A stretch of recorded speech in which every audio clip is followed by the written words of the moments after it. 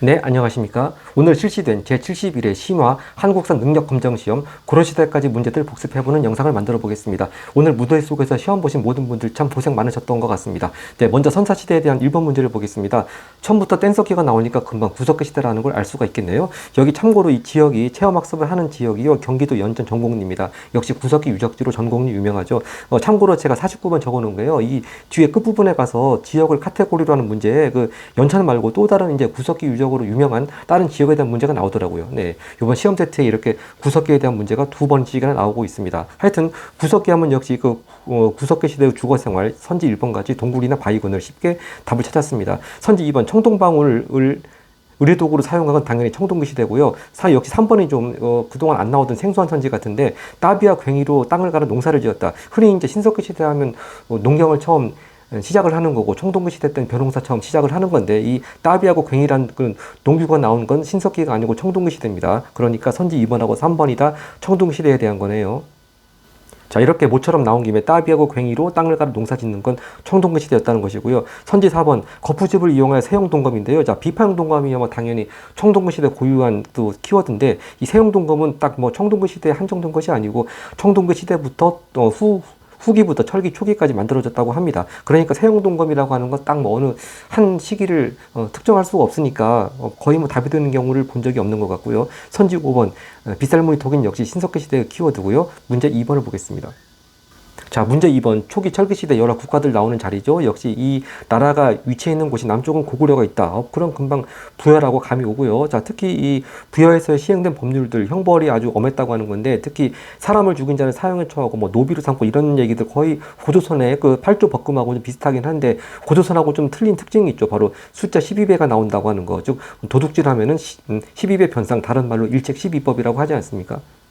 이렇게 일책 12법은 또 부여만의 고유한 또 형벌 키워드가 되겠습니다. 자, 그리고 부여의 풍습 중에 하나로 소를 잡아서 그 발굽을 가지고 발굽을 보고 길흉을 점치는 거, 이것도 부여의 풍습이 되겠네요. 그럼 부여하면 이제 선지로 나올 게 뭐 연고 같은 제천 행사이거나 아니면 뭐 사출도가 나오겠죠. 밥은 바로 4번이 되겠습니다. 여러 가들, 즉 마가, 우가, 저가 뭐 그런 여러 가들이 또 각자 자기들 부족을 다스리는 사출도 주관했습니다. 답 찾았고요. 나머지 선지 1번 친성적 소도는 사만 거고요. 선지 2번 혼인풍습으로 민며느리 제는 옥적 거죠. 선지 3번 음락 간의 경계를 중시하는 책화는 또 역시 동해. 선지 5번 바로 이게 범금 8조가 고조선 것이죠. 네, 근데 방금 자료에서 봤듯이 고조선하고 부여하고 가장 구별이 되는 점은 바로 12배를 배상하게 하는 거.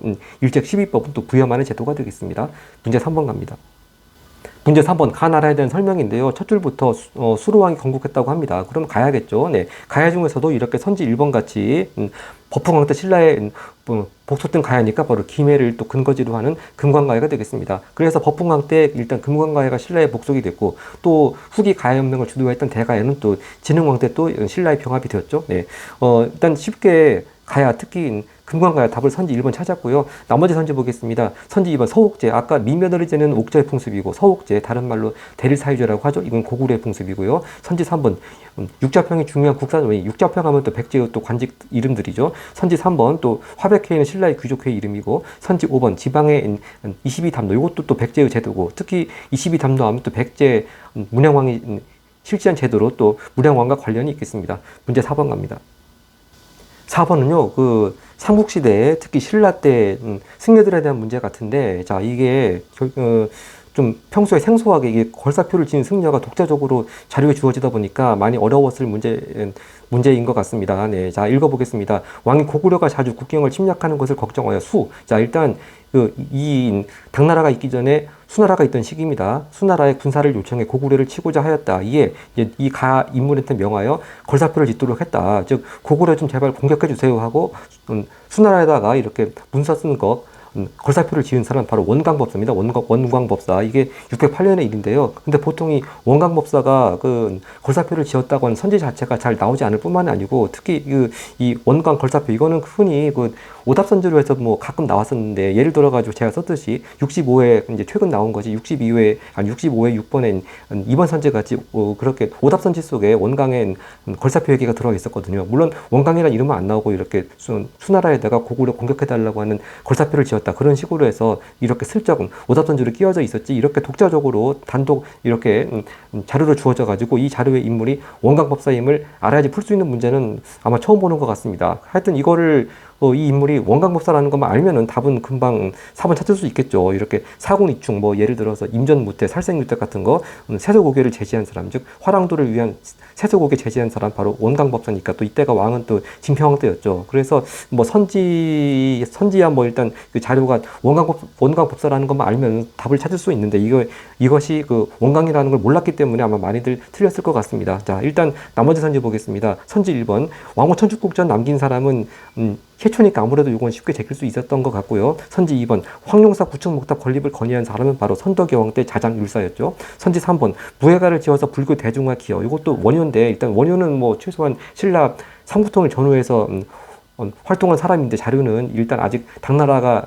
세워지기도 전이니까 일단 3번 원효도 쉽게 제낄 수 있을 것 같습니다. 또 선지 5번을 보면요, 풍수지리 사상이 반영된 송악 명당기를 저술했다고 하는 건데, 이 송악 명당기도 뭐 좀 생소한 개념이긴 합니다만, 일단 무엇보다도 이 풍수지리 사상이라고 하는 게 이렇게 수나라가 있던 삼국시대 이때에는 아직 제대로 이렇게 민간에 퍼지지 않았죠. 특히 풍수지리 사상이라고 하는 게 신라 말기 또 많이 호족들의 지원을 받고, 또 이제 거꾸로 경주가 많이 이제 땅 기운이 쇠했다, 각자 호족들이 있는 곳이 더 그게 좋은 명당이다, 그런 쪽으로 또 호족들의 많은 지원을 받은 이론이지 않겠습니까? 특히 이 송악이 어딥니까? 송악이 개성이죠. 그러면 송악이 명당이다, 그건 결국 누구를 위해서 지은 책이겠습니까? 바로 고려태조 왕건을 위해서 지은 책이겠죠. 바로 또 고려태조 왕건의 스승이었던 풍수지리 사상을 또 이렇게 전파한 승려하면 또 도선이죠. 바로 이렇게 풍수지리 사상이 담긴 송악 명당기 저술한 사람은 신라 말기 도선이었습니다. 하여튼 이 풍수지리 사상 자체가 수나라가 있던 때 아직 신라에는 또는 삼국시대에는 전파가 되지 않았기 때문에, 물론 5번도 제낄 수 있어야 될 것 같고요. 아마 2번하고 4번이 많이 고민이 되었을 것 같습니다. 하여튼 결론적으로 일단 수나라한테 고구려 공격해달라고 이렇게 글을 지은 사람은 바로 신라의 원광이다. 네, 이거 혹시 백제 사람으로 착각할 수도 있는데, 다행히 이 선지 속에는 백제 사람에 대한 선지는 나오지 않았습니다. 자, 근데 우리가 한등급 시험에서 이렇게 중국의 나라한테 고구려 공격해달라고 요청한 사람이 2명 있습니다. 바로 첫 번째가 이렇게 신라 때 원광이었고요. 진평왕 때. 또 하나가 이제 그 앞전에 백제의 또 계로왕이, 그때 이제 중국에서는 화북을 통해는 북위가 있을 때였죠. 바로 북위에다가 고구려 고구려 쳐달라고 요청했다가 오히려 이제 장수왕한테 복수당해가지고 계로왕이 전사하지 않습니까? 바로 그렇게 중국 나라들한테 고구려 공격해달라고 요청한 사례가 2가지 있었는데, 바로 그 중에 하나 이렇게 수나라에다가 걸사표를 지은 원광. 자, 이렇게 나왔습니다. 자, 하여튼 기억 나온 김에 다시 한번 이제 나중에 이런 문제가 나올 경우 대비해서 확실하게 다지고 나가면 될 것 같습니다. 다음 5번 문제 가겠습니다. 자, 문제 5번은요, 백제 왕들의 여러 정책이나 업적들 같은 거 순서를 나열하는 겁니다. 먼저 제일 왼쪽 말풍선을 보겠습니다. 도읍을 사비로 옮기고 국호를 남부여라 하였다. 바로 이건 성황이 되겠죠. 6세기 때 일이고요. 가운데 말풍선을 보겠습니다. 동진에서 온, 바로 동진은 중국 남조의 나라죠. 한족의 왕조였고요. 동진에서 온 마라난타를 통해 불교 수용했다. 이건 또 백제 침유왕이 되겠습니다. 일단 침유왕이 성황보다 앞서는 건 확실하죠.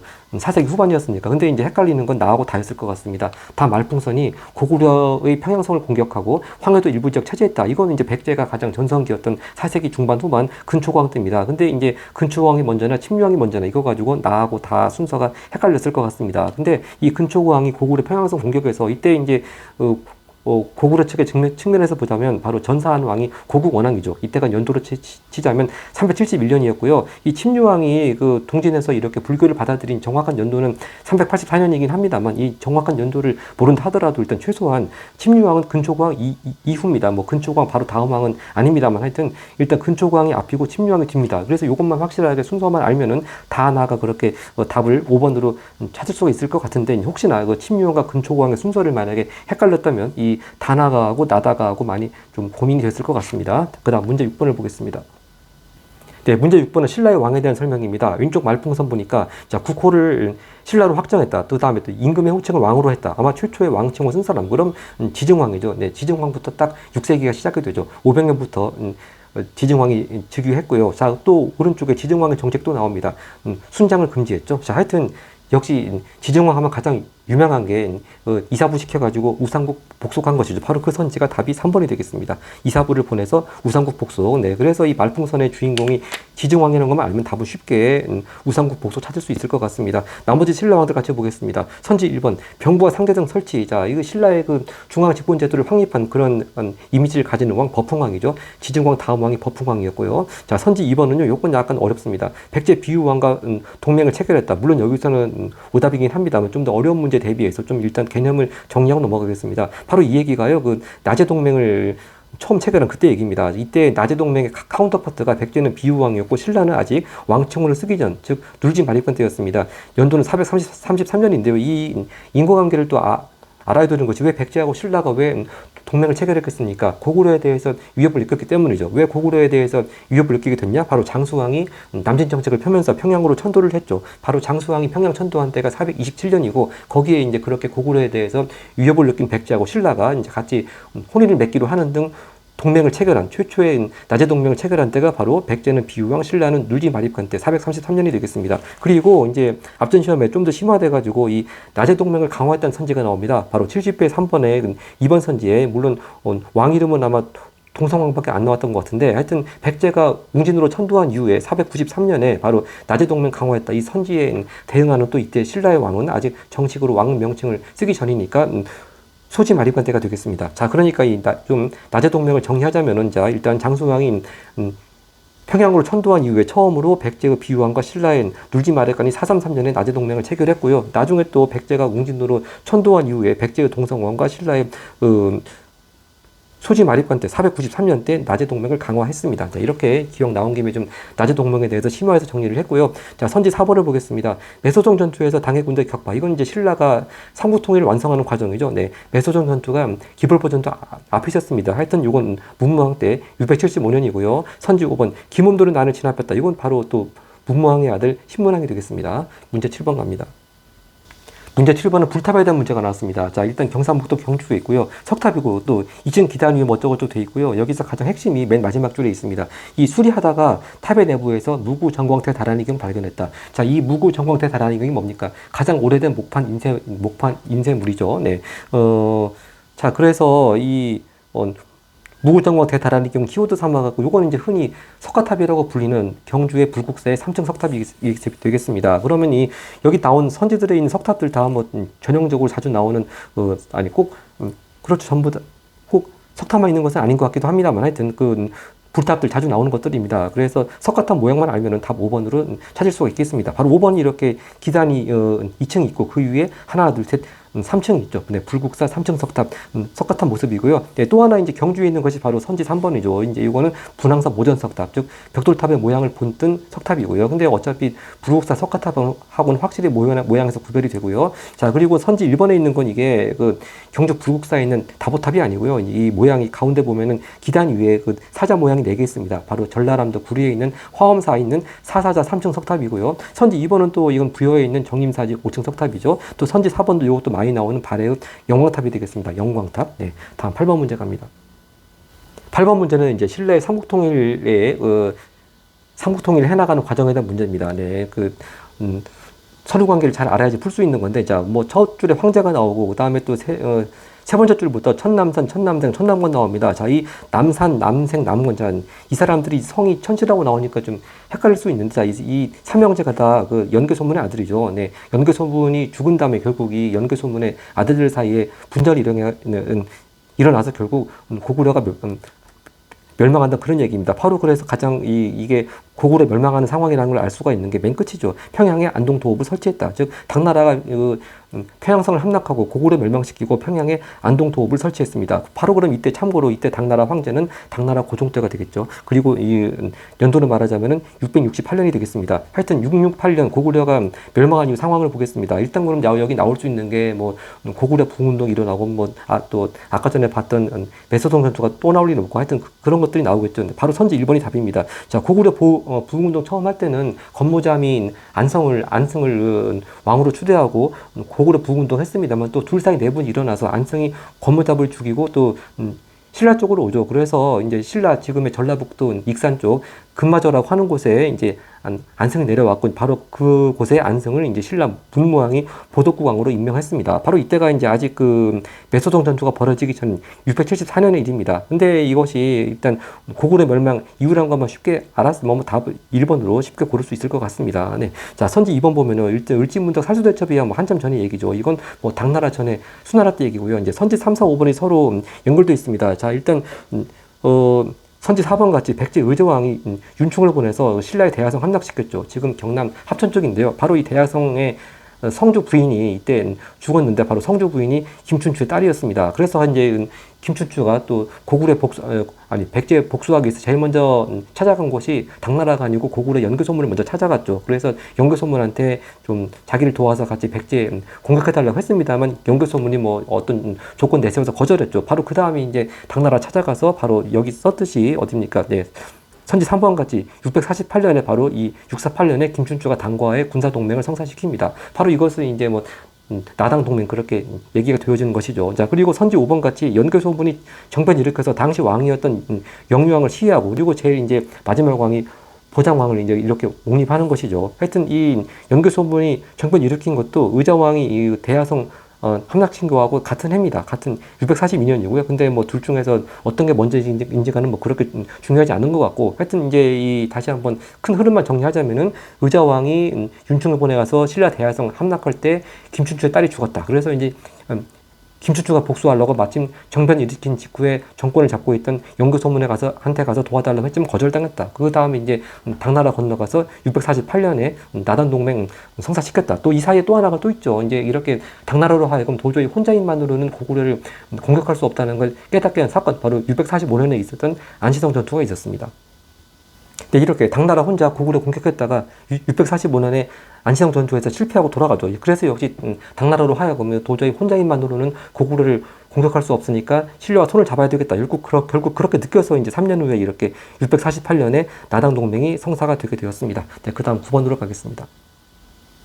9번은요, 연표에 대한 문제인데, 자, 쭉 읽어보면 이거 발해 얘기라는 걸 알 수가 있겠습니다. 자, 여기 둘째 줄에 이 등주를 습격을 했다. 그건 발해에서 등주 습격한 사건 바로 언제입니까? 바로 이대 임금 무왕 때. 그리고 여기는 장수 이름이 안 나옵니다만 장문유를 시켜가지고 산동반도 쪽에 등주 공격했죠. 자, 그래서 또 이때 이제 당나라는 또 보복을 하기 위해서 신라로 하여금 발해를 공격하게 했습니다. 이렇게 발해 이대 무왕 때는 뭐 당나라하고도 별로 사이가 안 좋았고 또 신라하고도 사이가 안 좋았네요. 하여튼 이 시기가 발해가 등주를 공격한 때 이 시기가 무왕 때라는 것만 알면 답은 쉽게 찾을 수 있겠습니다. 바로 나구관이래요. 바로 무왕 즉위 다음이 바로 나구관이 답이 되겠습니다. 참고로 여기 당나라 연호가 나오는데요. 여기 개원하면 또 개원을 치라고 그래가지고 당나라 현종시대를 말하는 거죠. 네, 당나라 현종시대고요.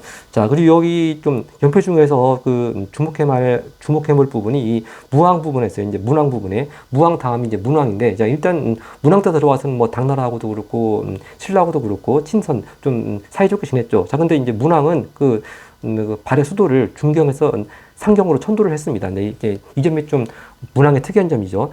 상경으로 천도했다고 하는 점. 그리고 쭉 가서 이제 10대 임금 선왕 때 가서는 또 발해가 해동성국이라고 불리웠죠. 네, 그 다음 10번 문제 가겠습니다.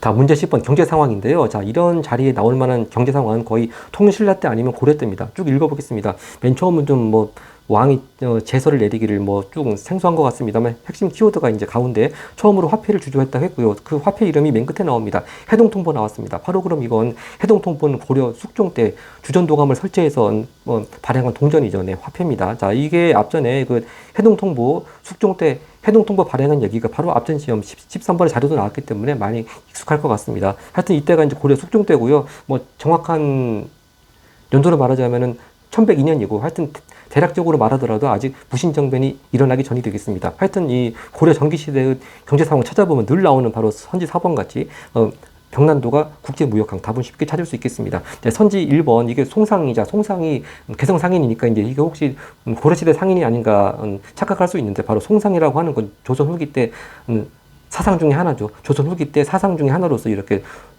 송상이 나오는 것이고요. 선지 2번 감자, 고구마 등의 구원작물 역시 이것도 또 조선 후기의 경제 모습이고요. 또 조선 후기가 또 있죠. 선지 5번 같이 설점 수세제 시행하면서 민간의 광산 개발 허용했다. 그러면서 또 광산의 전문 경영인으로 덕대 얘기도 자주 등장하죠. 네, 덕대, 광산의 전문 경영인 덕대 개념도 다 조선 후기 때 경제 모습이 되겠습니다. 자, 이렇게 해서 설점 수세제 같이 민간한테 광산 개발하라고 하고 거기서 정부는 세금을 거두어갔다는 그런 얘기고요. 자, 그리고 선지 3번 시장을 감독하는 관청 동시전, 바로 이건 아까 전에 그 문제 6번에 나왔습니다만 지정화에 대한 얘기가 되겠습니다. 아까 문제 6번에 나왔던 지정황과 연결시키면 되겠고요. 뭐 참고로 이렇게 시장 감독하는 관청 이름 나왔으니까 고려 때는 이 시장 감독하는 관청 이름 뭐였습니까? 경시서라고 불렸죠. 경시서. 네. 그다음 문제 11번 가겠습니다. 문제 11번은 고려시대 토지제도 문제인데 이제 3점을 달고 있습니다만 물론 가는 뭐 당연히 그 태조 왕건이 실시한 역분전이라고 하는 거 쉽게 알 수가 있는데 나를 잘 모른다 하더라도 이게 딱 손질 보면 너무 그 정답하고 아닌 것들하고 시기상의 차이가 확연하기 때문에 답을 고르긴 크게 어렵지 않았을 것 같습니다. 자, 먼저 가부터 보겠습니다. 처음으로 역분전 정했다. 이 역분전이라고 하는 게 뭐 관직 높고 낮음에 따라서 준 게 아니죠. 네, 얼마나 그 후상부 통일하는데 공을 많이 세웠나. 그리고 그 사람의 성품과 행동 착하고 뭐 악함. 자, 이런 거 가지고 토지를 지급했습니다. 바로 이건 태조 왕건 때 역분전 되겠고요. 그럼 나를 보면은 이제 전시과를 개정했다. 자, 전시과가 이제 맨 처음에 5대 경종 때 뭐 시정 전시과, 그 다음에 개정 전시과 또 뭡니까? 또 그다음에 경정전시과, 하여튼 여러 가지 단계가 있는데 이 개정전시과라고 하는 게 두 번째 단계죠. 근데 이것이 이제 정확히 말하자면 7대 임금 목동대였는데요. 하여튼 개정전시과가 목동대였다는 걸 모른다 하더라도 일단 뭐 답을 태조 왕건으로부터 가장 가까운 이후 시기를 찾으면 되겠죠. 그건 금방 답이 2번 나옵니다. 바로 과거제 시행한 게 바로 태조의 아들이었던 4대 임금 광종대였죠. 자, 이게 그렇기 때문에 나 시기가 어느 때인지 정확히 모른다 하더라도요. 이게 1번, 3번, 4번, 5번은 다 최소한 무신정변 이후입니다. 자, 일단 이렇게 선지 4번하고 5번 다 이 만적은 최충원의 노비였죠. 그리고 또 이 최충원의 봉사 10조도 올렸고요. 바로 이때가 이제 무신 집권기 중에서도 또 최충원 집권기였고, 그 다음에 또 신돈이 전민 변정도감 책임자. 이건 선지 3번은 또 공민왕 때니까 고려 후기 때고요. 14세기 때고. 자, 그리고 선지 1번 같이 경기 한에서 과전법, 전시과가 아니고 과전법은 바로 고려가 망하기 직전, 즉 조선이 세워지기 직전에 1391년 고려 마지막 공민왕 때 그 신진 사대부들이 이렇게 권문세족의 경제 기반을 약화시키고 대신 신진 사대부들의 경제 기반을 만들어주기 위해서 실시한 한 토지제도가 과전법이었죠. 그러니까 뭐 2번 빼고는 1, 3, 4, 5 너무나 그 1번 태조 왕건 때와 거리가 너무 멉니다. 그래서 이게 나아가 그 개정 전시과가 목종되었다는 걸 모른다 하더라도 답을 찾는 건 그렇게 어렵지 않을 것 같은데 혹시나 더 어렵게 나오는 경우 대비해서요. 일단 개정 전시과가 시행된 거는 7대 임금 목종때였고 처음으로 이제 전시과가 시행됐던 처음 시기는 5대 임금 경종때였죠. 네, 이렇게 시정 전시과는 5대 임금 경종때, 또 개정 전시과는 7대 임금 목종때, 뭐 이렇게만 알아두더라도 이 전시과에 대한 순서 문제가 나오면 완벽할 것 같습니다. 그 다음 문제 12번 가겠습니다. 네, 문제 12번은 후상국 시대에 대한 문제네요. 이거 동그라미 두 개가 있는데 다 똑같은 인물입니다. 가인물입니다. 자, 첫 번째 부건의 도적 우두머리 양길의 자기 부하 가 인물이 자기를 배신한 것을 미웠다고 하는 건데, 자, 이게 양길의 부하였다가 양길을 배신하면서 세력을 키운 사람이 바로 궁예라는 것만 알면 쉽게 찾을 수 있습니다. 일단 가 인물이 궁예입니다. 자, 그리고 이 두 번 동그라미, 여기서 태조가 수군을 거느리고, 이제 여기 태조는요, 이 왕건을 얘기하는데 아직 정식으로 그 궁예를 몰아내고 고려를 세운 그때가 아직 아니기 때문에 일단 뭐 태조라는 그 주어를 쓰고 있긴 합니다만 아마 그래서 괄호를 친 것 같아요. 하여튼 이 태조가 이건 왕건을 말하는 것이고, 그러니까 아직 왕건이 궁예 부하로 있을 때입니다. 이게 왕건이 이렇게 세력을 강화하게 된 게 아까 전에 도선에서 도선이 풍수지리서를 내세우면서 송악이 명당이다 그런 책도 썼다고 했습니다만 자기 본거지였던 송악을 벗어나가지고 쭉 전라도 쪽으로 가서 해안지대인 그 금성, 이제 나중에 나주라고 명칭이 바뀌죠. 후백의 땅이었던 금성을 이렇게 나주를 공략을 해서 거기를 차지합니다. 그러면서 이제 왕건의 세력이 또 더욱더 강화하게 되는 것이고, 그러면서 여기 맨 끝에 나오듯이 모두 태조를 주목하게 되었다 이 얘기입니다. 근데 하여튼 왕건이 이렇게 나주를 공격한 때가 아직은 고려를 세웠을 때가 아니고 아직은 궁예의 부하로 있을 때가 되겠습니다. 자, 그래서 이제 이 가 인물이 궁예라고 하는 것만 알면은 답은 4번이죠. 항상 궁예, 후곡으로 태봉 나오면 늘 광평성, 정치기구 늘 나옵니다. 항상 궁예, 태봉의 키워드가 광평성이었죠. 답은 4번이고요. 이제 이게 여기 태조가 나온다고 그래가지고 이제 태조와 관계돼가지고 낚으려고 이제 만든 선지가 바로 선지 1번이죠. 네, 1~2천 전투에서 신검, 바로 견훤의 아들이죠. 네, 신검의 군대를 물리쳤다. 자, 이래서 태조 왕건 때 이제 마지막으로 후백제은 신검의 군대를 1일전에서 물리쳐가지고 이렇게 후삼국 통일을 936년에 완성하게 되는 거고요. 또 태조 왕건에 대한 선지가 5번에 있죠. 정계하고 개백률에서 지었다고 하는 것도 역시 태조 왕건에 대한 겁니다. 자, 하여튼 1번만 5번 선지만 헷갈리지 않으면 될 것 같고요. 선지 2번은요, 뭐 부산 선문중, 즉 부산 선문이라고 하는 게 신라 말에 유행했던 선종의 또 9가지 그 선문 중에 하나인데, 자, 그 중에 하나인 가지산문을 개창했다. 자, 이분은요 도의라고 하는 분입니다. 도의. 이 도의라고 하는 분이 뭐 가끔 나오는 분인데 62회 시험에 아마 가장 최근에는 62회 시험 9번, 4번 선지로 나온 적이 있었던 것 같습니다. 자, 근데 여기가 주인공 이름이 궁예다 보니까 이제 TV 역사 드라마에서 궁예가 스스로 미륵부림을 자처하면서 온만이 반면 그런 건 위치니까 마치 뭐 불교하고 또 관계가 있는 것 같으니까 이렇게 선지 2번 같이 가지산문 개창 그렇게 나왔습니다만 이 가지산문은 궁예와는 전혀 관계가 없는 것 같습니다. 하여튼 가지산문 개창 모처럼 나온 김에 도의 확실히 정리하고 넘어가고요. 선지 3번 그 무무관료진 지급하고 노고 폐지하면 전형적으로 또 신문왕의 왕권 강화 정책으로 잘 나오죠. 진골 귀족의 경제 기반을 억압하기 위해서 이렇게 노고 폐지했다고 하는 것 전형적인 신문왕 때 키워드가 되겠습니다. 문제 13번 갑니다. 네, 13번입니다. 이제 고려시대로 확실히 넘어왔습니다. 자, 왼쪽 말풍선 보면은 그 문헌공도 등 사학의 발달자. 문헌공도가 누가 만든 겁니까? 최충이 만든 거죠. 네, 최충이 만든 또 사학을 문헌공도라고도 불렸고, 특히 최충은 이 구제학당이라는 전문 강좌를 두어가지고 이제 거기서 과거시험 합격자를 많이 배출을 하니까 관학이 많이 위축이 되었습니다. 그렇게 관학이 위축된 시기에 이제 관학 진흥책을 묻는 문제, 뭐 늘 나오는 문제입니다. 가운데 말풍선이요. 서적포를 설치해서 출판 담당. 이건 바로 숙종제 얘기고, 이제 또 하나가 뭐 이게 좀 뭐 나올 거 많습니다. 양현고, 칠제 등등 나오는데 바로 그게 답이 1번 칠제가 나왔습니다. 국자감에 전문 강좌인 칠제를 개설했다. 자, 근데 여기서 좀 어렵게 나올 경우는 항상 숙종 다음이 예종인데, 이제 관학 진흥책 중에서도 숙종을 실시한 정책하고 예종을 실시한 정책, 요걸 잘 구별해야지만 되는 문제가 나오긴 합니다만, 뭐 요 시험은 그런 문제까지 나오지 않았습니다만, 하여튼 칠제가 나온 김에 칠제는 숙종 다음 임금인 예종 때가 되겠습니다. 네.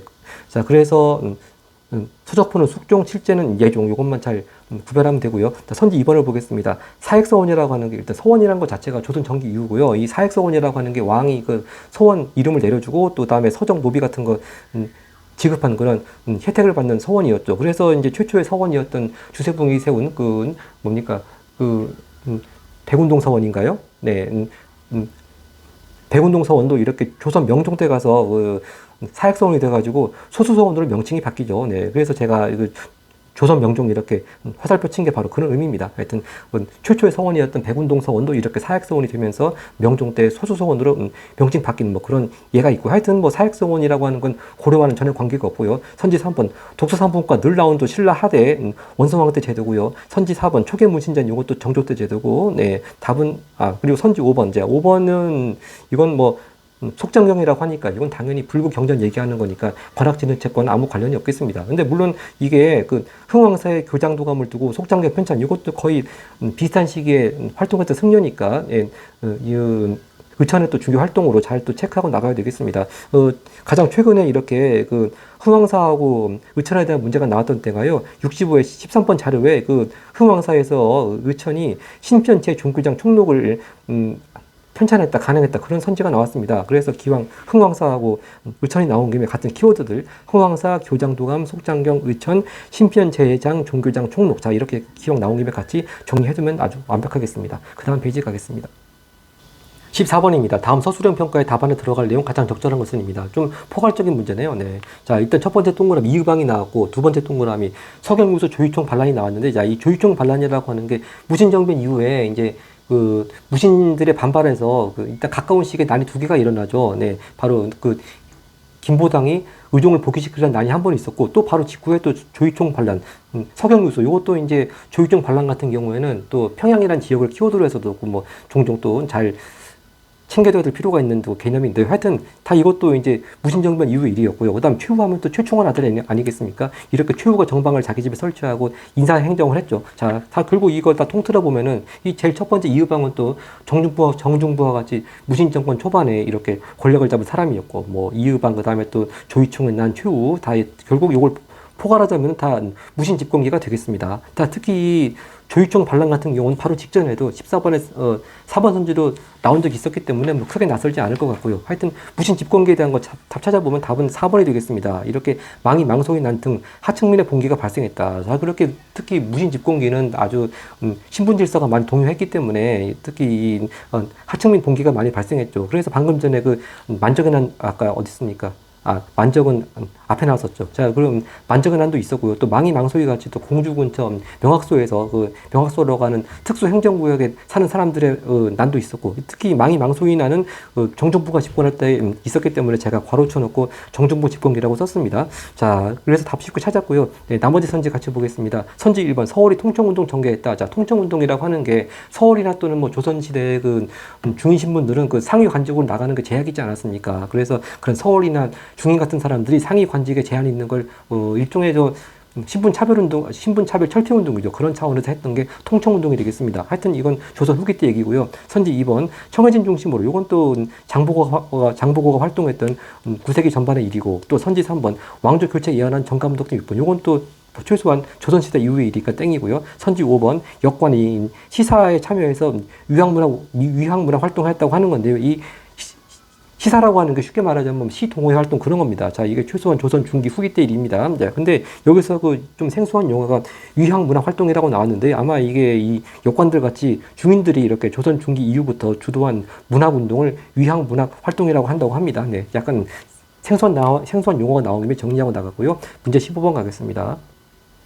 문제 15번은 고려의 대외 관계된 얘기네요. 항상 뭐 가에 대한 고려에 대한 그렇게 나오죠. 근데 동그라미 두 개가 좀 낯선 인물들입니다. 먼저 첫 번째 동그라미 박서라고 하는 사람 나왔고, 근데 중간에 별초가 나오니까 이때 별초 하면은 또 무신정권의, 특히 최씨 무신정권의 사병 집단을 하는 걸 일단 알 수가 있는데, 하여튼 박서, 송문주 좀 생소한 이름들입니다. 근데 송문주는요, 가장 최근에 시험에 나온 적이 있습니다. 바로 송문주가 이렇게 축주성에서 위적을 격퇴한 바로 그 얘기가 바로 이게 몽골의 그 3차 침입 때가 되겠습니다. 66회 최근에 13번에 디귿 선지에 나왔거든요. 그래서 이 송문주가 축주성에서 활동한 것이 이것이 바로 몽골의 3차 침입이라고 하는 것만 최근 기출문제 통해서 기억한다면 여기서 가는 몽골이라고 하는 걸 알 수가 있겠고요. 이 박서 같은 경우는 이제 몽골 1차 침입 때 활약했습니다. 그래서 주로 이제 한능검 같은 역사 문제, 몽골 침입 관련돼서는 제일 많이 나오는 사람이 뭐 2차 침입 때 살리타를 사살한 김윤우, 또 5차 침입 때 역시 충주성에서 활동한 김윤우 등이 많이 나옵니다만, 이 박서하고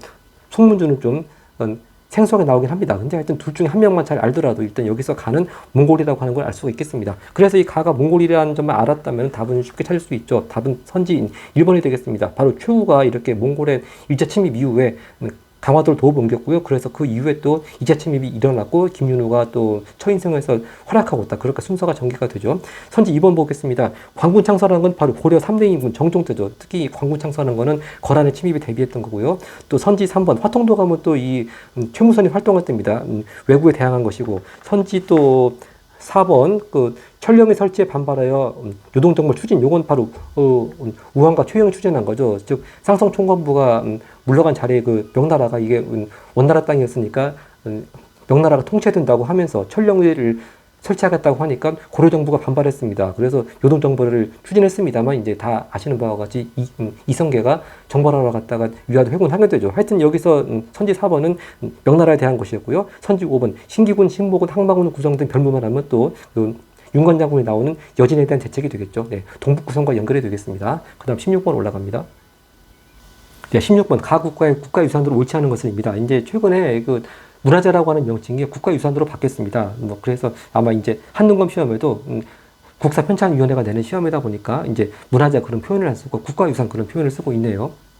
네, 하여튼 이게 상금 청자가 나오니까 뭐 더 길게 읽을 필요도 없이 고려시대의 국가유산으로 옳지 않은 것만 잘 주의하면 되겠습니다. 네, 선지를 보겠습니다. 선지 1번도 그렇고 뭐 거의 선지 4번 탑도 그렇고 뭐 종종 나오는 그런 불탑들입니다. 불상들입니다. 선지 1번은요, 바로 논산 관촉사에 있는 석조 미륵보살 입상이고, 요것도 고려 때 불상이죠. 논산 관촉사 석조 미륵보살 입상. 자, 선지 2번은요, 이거 바로 고려 때 나전칠기죠. 이게 정식 이름이 나전 국화 농쿨문이 합인데, 뭐 딱 보더라도 고려 때 나전칠기라고 하는 거 금방 알 수가 있을 것 같고요. 선지 3번은 그림이 좀 흐릿하긴 한데 대충 윤곽을 보더라도 고려 때 불화로 자주 나오는 수월관음입니다. 수월 관음도입니다. 자, 선지 4번은 또 이게 경천사지 10등석탑 역시 고려 때 원나라 영향을 받은 것이죠. 근데 이 경천사지 10등석탑하고 약간 이제 비슷한 모양을 가졌는 게 월정사 팔각 9등 석탑인데, 이 월정사 팔각 9등 석탑은 맨 위에 끝이 좀 촛대같이 더 뾰족합니다. 물론 이제 실물 보면은 굉장히 경천사 것이 굉장히 막 뭐랄까 그 대리석으로 만들어져 있고 또 어두운 분위기가 있고, 그다음에 상당히 또 디자인도 뭐 세련됐다고 할까 확실히 다른데, 이렇게 조그맣게 축소해서 선지로 나오니까 월정사 팔각 9등 답하고 약간 헷갈릴 수가 있는데, 이렇게 색깔이 좀 어둡고 또 끝이